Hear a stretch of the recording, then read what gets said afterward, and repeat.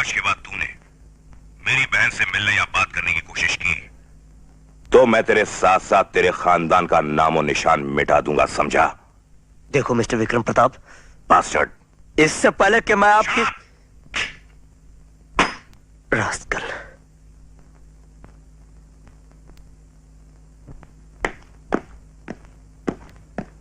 Sir, आपने मुझे बुलाया?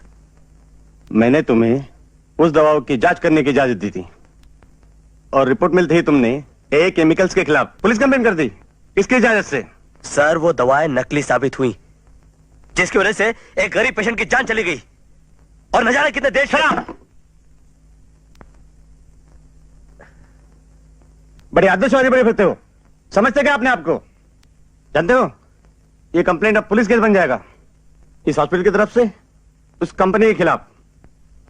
नेचुरली होना भी यही चाहिए। नॉनसेंस, हमें उनसे बात करनी चाहिए थी।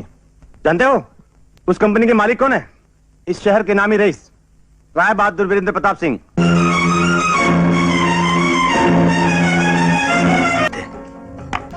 मैंने उनकी चोरी पकड़ ली, इसीलिए सीमा ने मुझसे मुंह मोड़ लिया।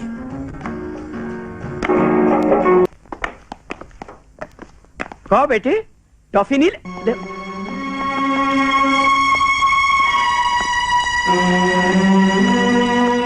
अब्दुल मियां, बेगम साहिबा की तबीयत कैसी है? हमारी खांसी।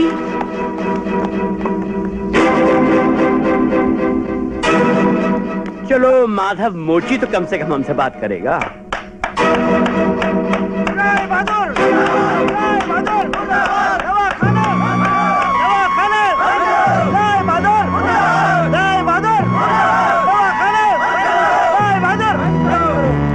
अरे ये नारे क्यों लगा रहे हैं आप लोग? हैं? अरे बोलते क्यों नहीं हो? क्या खता की है हमने? हैं? क्या कसूर हुआ है हमसे कि तुम ये नारे लगा रहे हो? बोलो। आप बेईमान हैं, आप नकली दवाइयां बनाते हैं। बदतमीज, तेरी ये जुर्रत।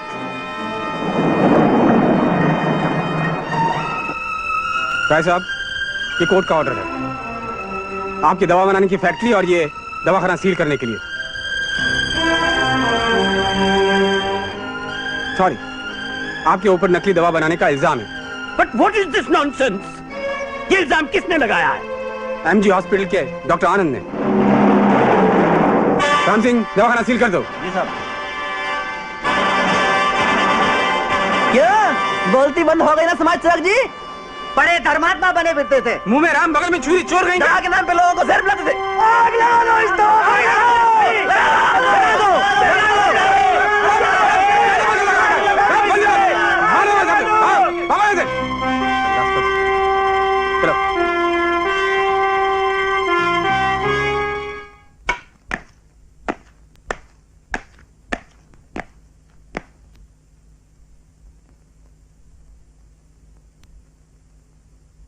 देख लिया आपने? देख लिया? ये सब वही लोग हैं जो कल तक आपके पैर छूते थे और जिनकी गंदी और बदबूदार औलादों के आप नाना दादा हैं। डैडी, तुम मुझे सिर्फ ये बताओ कि ये नकली दवाओं का चक्कर क्या है? कोई चक्कर नहीं है डैडी, ये सब किया कराया उस दो कौड़ी के आनंद का है।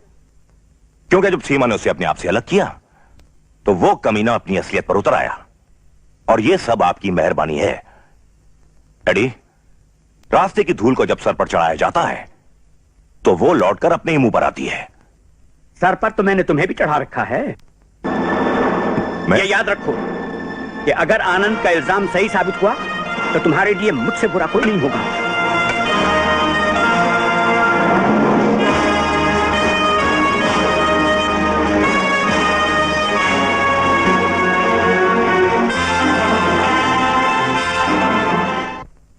क्यों परेशान हो रहा है? सब ठीक हो जाएगा। ये पता कर कि सपना सीमा को कहाँ मिली।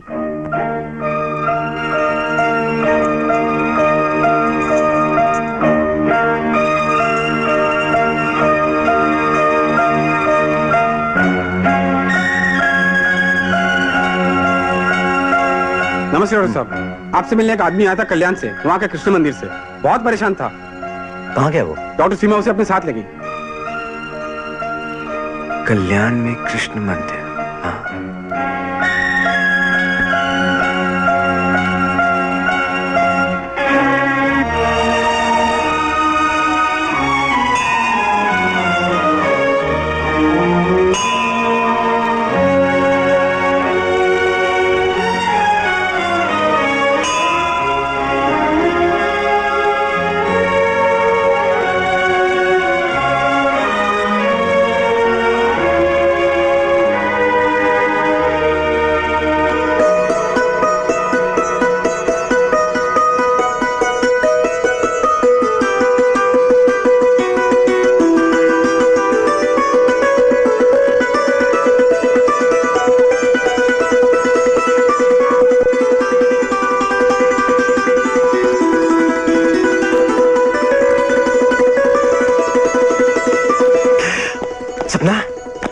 सपना, सपना,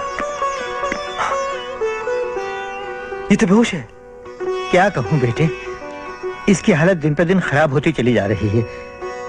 मैं तो इसे अस्पताल ले जाना चाहता था, लेकिन ये राजी नहीं हुई। अब इसकी जिद के आगे तो बेटे मेरी एक भी नहीं चली।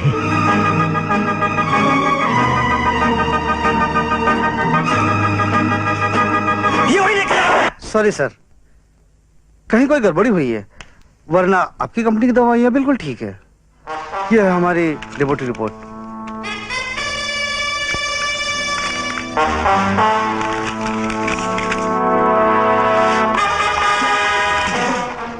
लेकिन अस्पताल में जो दवाइयाँ थी वो नकली कैसे निकली?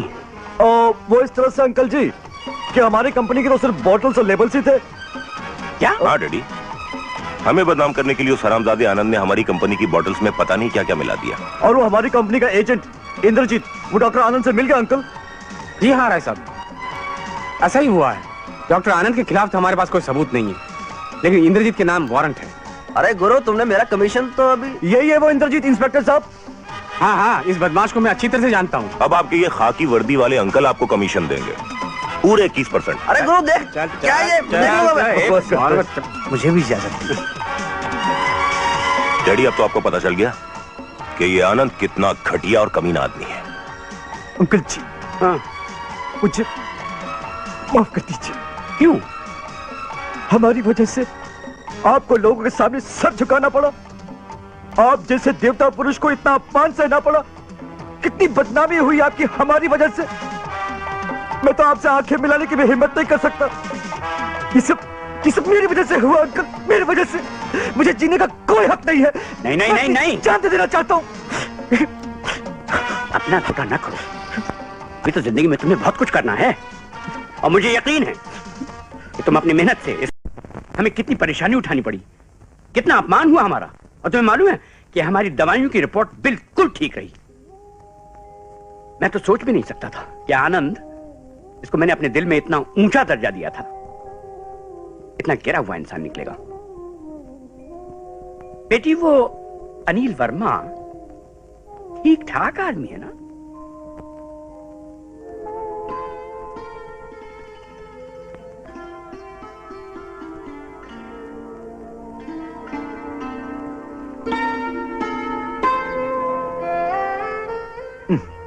ये भी कोई आने का वक्त है?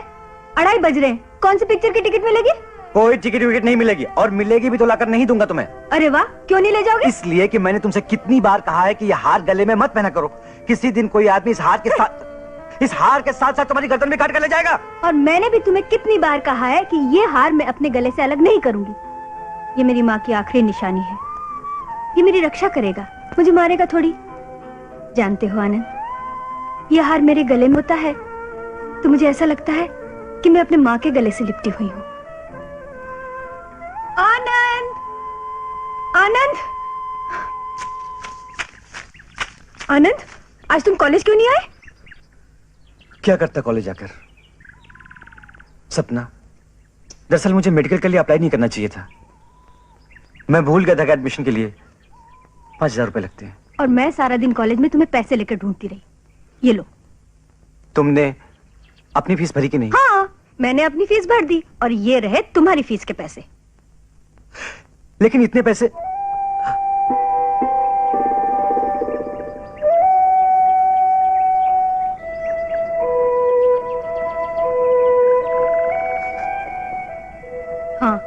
मैंने हार बेच दिया।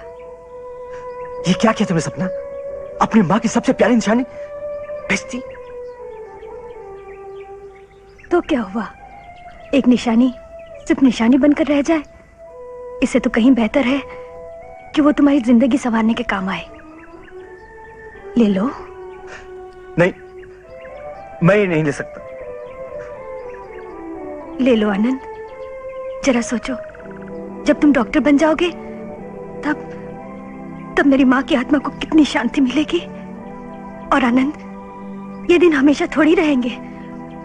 मालूम, मैंने उस ज्वेलर से कहा कि किसी जरूरत की वजह से हम इसे बेच रहे हैं, लेकिन हम इसे वापस खरीद लेंगे, इसे संभाल कर रखिएगा। और वो मान गया है। ले लो, अपनी फीस भर दो। नहीं, ये नहीं हो सकता सपना। आनंद देखो, ये तो एक इत्तेफाक है कि तुम आनंद हो और मैं सपना। अगर मेरी जगह तुम होते और तुम्हारी जगह मैं, यही करते ना। और तब अगर मैं जिद करती तो तुम मान जाते? नहीं मानते ना।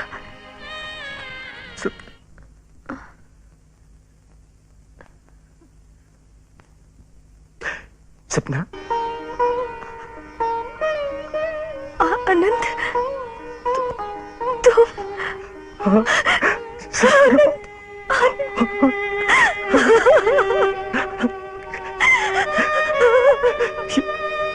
ये सपना, क्यों अपने आप को इतनी भयानक सजा दी तुमने? हाँ बोलो, मुझे सहारा देने के लिए, मेरी हर जरूरत पूरी करने के लिए तुमने कस्में दिला दिलाकर अपनी कितनी सारी प्यारी चीजें मुझ पर निछावर करती।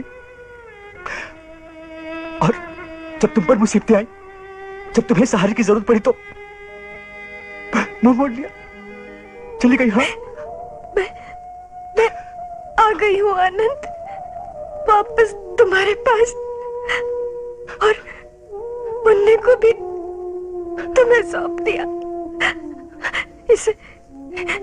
इसे अपने जैसा बनाना।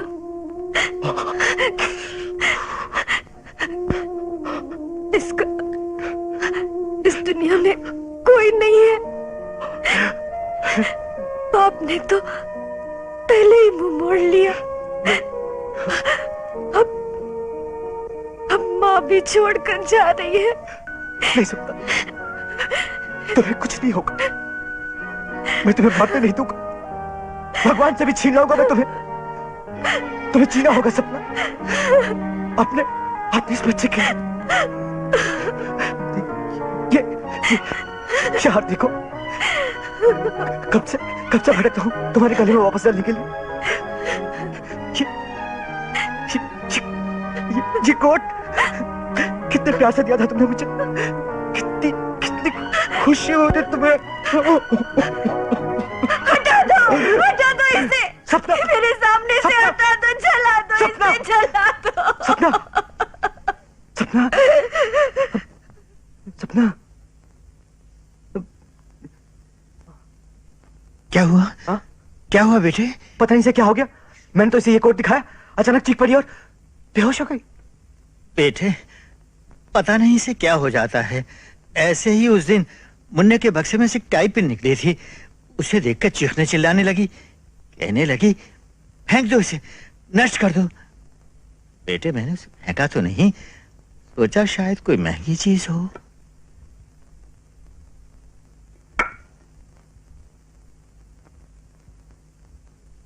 ये है बेटे वो पिन। VP garments. हो ना हो इन चीजों का ताल्लुक उस शख्स से है जिसने सपना के साथ शादी।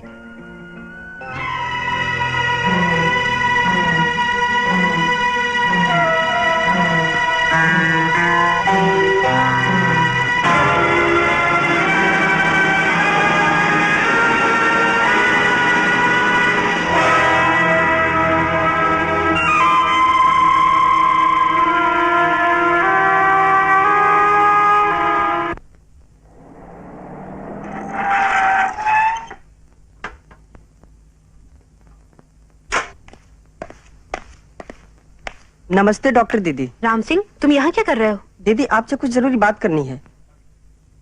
कहो, क्या बात है? दीदी आपसे मैं इस दवा के बारे में कुछ कहना चाहता हूँ। ये तो वही दवा है ना जिसे जांच के लिए भेजा गया था? जी हाँ। लेकिन ये तो सही साबित हुई। नहीं दीदी, यही तो मैं आपसे कहने आया हूँ। जिस दिन पुलिस कंपनी पर रेड डालने आई थी उस दिन मैं ड्यूटी पे ही था। अनिल साहब ने मुझे बुलाकर घर जाने को कहा। मुझे कुछ समझ में नहीं आया। मैंने जब कहा कि मैं छुट्टी नहीं लेना चाहता तो मुझ पर गुस्सा होने लगे और डांट कर चले जाने को कहा। लेकिन मैं गया नहीं और छुपकर देखा कि अनिल साहब ने सरकारी ड्यूटी कर रहे पुलिस वाले से कुछ कहा और उसे वहां से हटा दिया।